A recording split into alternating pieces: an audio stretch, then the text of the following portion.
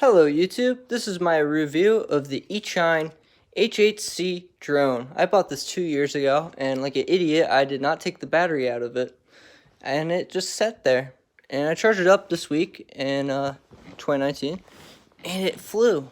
Now currently, I do have a few problems. It's a little bit hard to control. For instance, this joystick you see.